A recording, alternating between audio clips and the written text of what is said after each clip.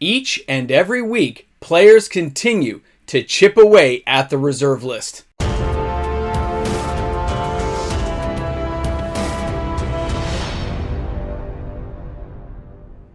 Hi everyone and welcome back. MTG Moxman here, and thanks a lot for hanging out with me on the channel today.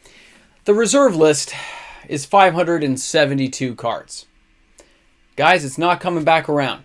And each and every day, there are players who watch my channel, other enthusiasts who enjoy the reserve list collection, and they just start chipping away a couple of cards at a time, one here, one there, two there, two there. Whenever the prices drop, it's always good for those of us who are focused on the reserve list, and the next time it spikes, it is bad for everybody else playing the FOMO catch-up game of trying to buy some of these reserve list cards. But, you know, to each their own. I gave up a long time ago trying to make sure everyone knew what I meant, because some people, you can lead them to water. Doesn't mean they have to drink it, right? It's okay. There's enough in there for everyone right now. We'll see how that pans out over the next 20 years as things continue to be depleted. So on today's video, you know, the Yellow Brick Road, we're taking the journey from number 10 to number 1, the hottest selling cards on the reserve list this week. And it's a fascinating thing each and every week to see how things change up. Some cards repeat, some cards are brand new because of some buyout. And you can, somebody with $100 can definitely still cause a buyout chain reaction in the small scheme of things, because they can just buy 100 copies and make the top 10 list. It's awesome. I wonder if that will always be the case as the years go by. As things happen, will it continue to be that easy to affect the reserve list? Chances are not. That's my humble opinion on things in the future. As we all can, be like Nostradamus and see what's going to happen, I have a feeling that those of us who have paid attention and grinded things out over the long term, like any other investment in life, will be just fine. And those of us who didn't, ignored the signs, the warnings, and everything else, well, you made your choice. Don't complain about it.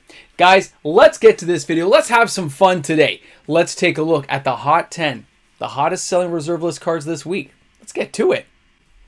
So this week, the number 10 card is Savannah. Now, dual lands have continued to dominate sections of my Hot 10 reserve list edition for numerous weeks now. This shows me that the reserve list section of card buying is still very healthy when you see cards like this moving at $380 for a near mint copy. That means somebody going for a place that is spending around $1,600 Canadian. These cards, of course, are used inside Commander, Vintage, Legacy, Old School decks, Kitchen Table Magic, and they're just one of those first cards players tend to collect when they're looking at power cards, when they're looking at stepping up their collection. This is the first area they should be looking. Even if you just want to play copy, once you have one, you really can't go back. All the other lands just seem so weak in comparison to a dual land. Now our next card today is Fork with 28 sales this week. This card has consistently been on my Hot 10 week after week, even as the price fell. This card was there at $150 and it's still here at $45 to $50 US. 28 sales, again, you look at it and say, okay, it's 28 sales. That's still around $1,400. And when you start comparing it to other cards out there, this card is still a very hot commodity, sells well, and this is a revised edition. There are players still buying the Unlimiteds, the Betas, and of course the Alpha Edition cards of this type, which is a premium product that's going to cost you thousands of dollars. These aren't really cards you can ignore, because when a reserve list buyout happens, and it will happen again, cards like this will be the first ones to start being snagged upward, and you just don't want to be caught unawares if it's a card you may use. Being able to copy stuff is kind of nice. A lot of players can underestimate the value of a card like that. Now, Taiga here, or Taiga, I don't know, you guys always get me on that pronunciation. I used to call it Taiga, or Taiga. Taiga? Who knows? You know what? I give up, guys. Just go with me here. The Mr. T card here. 30 sales this week. Again, you see how it's starting to step up? This one's $402. It has been coming down a little bit in price, but the sales are being picked up, and it's for the exact same reason I've mentioned. Cards like this, once you own them, it's just that stepping stone, and people trade up to power all the time. I have done it numerous times myself by buying lower end cards and moving in to higher priced cards over time. It's not a rush. It's not a race. It is a marathon. It is endurance to get yourself up into power cards nowadays. So pay attention, people. Cards like this, hold value long term, and you really shouldn't ignore it. Now, the number 7 card, I had some players mentioning this, and there's a few Patreon messages about Memory Jar. What I thought about it, what I feel this card can do. Pardon me, guys, I forgot to do some paperwork here. I'm just putting it away. So, when you take a look at Memory Jar, sure, it's 5 to get out. It's, what does it do? You tap the 5, tap 5, get out, you sacrifice it. Each player sets aside his or her hand face down. Then draw 7 cards. And at the end of the turn, you discard those cards and pick up your original hand, okay? That's great, okay? No problem. It can be a really fun card when built well. I don't know why it's being ignored, okay? It had consistent sales, and somebody's been buying it because that's why it's here on the Hot 10. At $57 US for a card like this that's on the reserve list. And by the way, the foils that were reprinted from the vault, they're around the same price. Between the 2 copies, I actually might go for the foil version because that's the only issue of this card ever put in foil. So normally I would say go for the OG original, but in this case, I'm saying go for that foil. It's the same price, and there's not that many available in comparison. So this is a great card. I don't know why people aren't picking it up, but hey, it's good for those who are paying attention to my channel and watching this stuff, because that's a great deal. I picked up a couple, I admit it. Couldn't help myself. Look at here, number 6. And then we have Scrubland doing what it does. Scrubland at 33 sales this week at the number 6 position. Guys, you just can't say enough. Look at this. Okay, and this, you're talking thousands and thousands of dollars to even make a dent like this in the sales market on the secondary side. So when people are buying this card, they're saying, I love that card. I want to play with it. I want to own it. And guess what? Not everyone just has it sitting in the backdrop like I do here, sitting here. I also play with my cards, guys. That's why I don't have dual lands displayed. They're in my decks. They're seeing gameplay each and every weekend. Player first. I'm a collector second. And yeah, I like to invest in the game. I've talked to you guys about this so many times. It's like beating a dead horse, right? You know what's going on here. Thawing Glaciers. Wow. Alliances card. Okay. This one here I've mentioned, again, lots of times. The price continues to fall. It's just upticking a bit.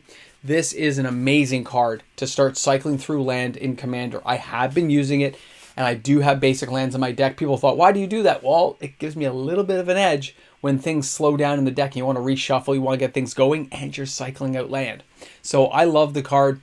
I can see why people are buying it, because at this price point, this thing was like almost $100 before. And again, if you want a really spicy version of this card, there is a foil Judge promo version of this reserve list card that shouldn't have been printed. They go for about $120 Canadian right now. So if it's a card you're looking for with a little bit of like special bling value, that's definitely the one you want to hit up in this case. Now here's a surprising one. Varchild's Warriders. I haven't seen this card on the list in forever. This was just a cursory check. When I saw how many sales it was starting to have, I started adding it up, put out a few feelers, reached out, talked to some people, and said, wow, what's going on here? Now, 40 sales, but when you take a look at the card, a closer look, it is a 2 casting cost, excuse me, 3/4 with Trample and Rampage. You don't see Rampage very much anymore, guys. It has a cumulative upkeep of put a Survivor token into play under target opponent's control. Treat this token as a 1/1 red creature. This is not that bad in Commander because you can space those tokens around. And the War Rider says whenever a creature blocks anything beyond the first creature, it has Rampage 1. It means it gets +1/+1. Rampage 2 means +2/+2 for each creature blocking it. You block with 10, this thing gets +10/+10. You block with 20, it gets +20/+20. And it has Rampage with Trample. So this is a very effective card. It saw a lot of play back in the day. There was lots of ways of like messing around with people. They would put Lance on it for first strike. They'd put Lure to make people block with the creatures. It was a disgustingly powerful card. And it still sees play nowadays. So don't forget stuff like that. This card is still around to this day. What can you say? Great card. A lot of fun. A lot of spiciness to it. And the price is still pretty good. This thing was like at like $15-20 a card, and now it's like $6.20 US. That's just great. Mystic Decree with 53 sales. I talked about this card last week. I'm not too surprised to see it on the list because it was like $1.40 for a light played copy on TCG Player. That's insane. This card makes all creatures lose flying and island walk, which means you can turn an air battle into a ground battle, but you can also use this as a pseudo moat when mixed with things like Island Sanctuary. An amazing combination you can put together. Guys, these are cards that are never coming back around. Even pseudo style, Wizards doesn't want to reprint stuff like this as it slows the game style down, and that's not what Wizards likes to do. You want to grind a game to the halt? build an anti-creature, anti-spell deck that just has enchantments that stop everything. It can be a lot of fun. And yeah, you're going to make a lot of enemies, by the way, so they're going to be out to get you. Remember, guys, if you're buying any of these cards, you can support my channel just by using my TCG affiliate link and purchasing cards through that link by clicking on it. So thanks, guys, if you're doing that. Number 2 is the Boldovian trading post, if you can believe it. I mentioned this last week because, hey, it pings for damage, still taps for 2, and sometimes you actually want lands in your graveyard for later. Right, Lodestone Bauble? I love this card. And you know what? Obviously, a lot of you guys agreed because it could be had for like $150 to $250 US for light played copies. That's insane. This card at one point was around 25 bucks, which means this thing is like more than 2/3 off right now. It shouldn't be this low, but it is. So take advantage of it. Enjoy the card. For those who don't have a playset, I always recommend buying at least 4 because you never know what you're going to need them for or what style of play you might get into with kitchen table magic, commander, vintage, legacy, old school, whatever you want to play, however you want to play it. Enjoy the game. Cards like this can be a lot of fun. Now, the number 1 card, and Zarin Ruins from Homelands. I had some, it was surprising. I got like 4 people asking me after I'd mentioned this card in the video. 59 sales, by the way, guys, if you're just listening to me speak and you're just lurking in the backdrop. When you take a look at this card, 2 red, 2 other, choose a creature type. Creatures of the chosen type do not untap during their control's untap phase. That can really slow the game down, like we talked about with Mystic Decree. These aren't cards to ignore. These are cards that are spicy. They've got long-term implications in the game for people who get their hands on one. And spending a couple of bucks to get it, this card should probably be a $25 card, at least for the next few years, and it's not. Okay? It should be going up from there. But it is Homelands, and Homelands leaves that bad taste in people's mouths. They can't get over that bad taste. And when you have something that's a bad taste in your mouth, you stay away from it. You think it's cursed. It's don't touch it. Stay away from me. Yeah, cooties. I know the feeling, guys. But guess what? I'm still buying that card. I'm buying a lot of the cards like it because it may not be the fastest, spiciest deck, but when you're looking for variety in Magic, you ever notice there's a lot less variety nowadays unless you branch out into strange reserve list cards that nobody plays to make it a little bit more spicy, a little janky that nobody expects. That's what I like to do. I like to enjoy the game. I like to experience Magic and have fun with it. To me, it's not always about winning. It's about the experience of playing it and trying new combinations, seeing how my brain can break cards down. It's a great time for everyone. So I hope you guys enjoyed the top 10. You made it to the number 1 card on the trip down the Yellow Brick Road. We are now at the Wizard of Oz, and we are taking boarding passes now to go to Australia because that's one of the places on my bucket list. Have a great day, everyone. I'll see you guys soon. This channel is brought to you by MTG Moxman and the wonderful patrons who support this channel, allowing content like this to be made each and every day. Without my Patreon supporters, this channel would not exist. Hey guys, thanks for hanging out with me. Thanks. Welcome to the end of the video. I know, it's one of those days we're chilling like a villain, having a good time. So many reserve list sales. I don't care what people say. I love it too much to ever quit. I may slow down, I may be getting old, but I'm still buying these cards each and every week. I know we're getting pretty full in places. So cheers to all of us reserve list collectors who believe in something, man. Loving it. Hope you guys are too. Looking forward to seeing the comments in the comment section. See, I put it here at the very end to see. And if you're putting a comment, I guess we can put boomstick because then I know. And then you know that I know. Yeah. Not that many people make it. About 98% don't.